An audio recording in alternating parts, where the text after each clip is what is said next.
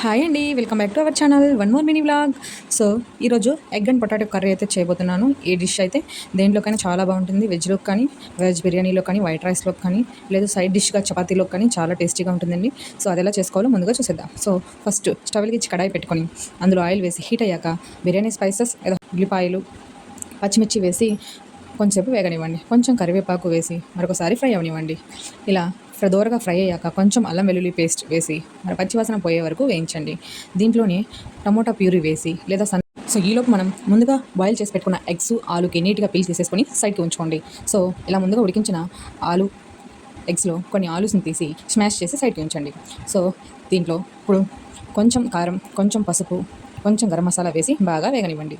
So ఇలా వేగిన దాంట్లో మనం ముందుగా ఉడికించుకున్న ఆలు అలాగే ఎగ్స్ని వేసి మీడియం ఫ్లేమ్లో ఉంచి 5 minutes కలపనివ్వండి. అటు ఇటు చిన్నగా కలపండి, లేదంటే ఎగ్స్ బ్రేక్ అవుతాయి, అలాగే ఆలు కూడా స్మాష్ అయిపోతుంది. సో 5 minutes తర్వాత మీకు ఎంత గ్రేవీ కావాలో చూసుకొని వాటర్ యాడ్ చేసుకోండి. సో ఇలా వాటర్ యాడ్ చేసుకొని ఒక 5 minutes మీడియం ఫ్లేమ్లో ఉంచి ఉడికించండి. ఆల్రెడీ ముందుగా మనం స్మాష్ చేసి పెట్టుకున్న ఆలుని వేసి మరొకసారి కలపండి.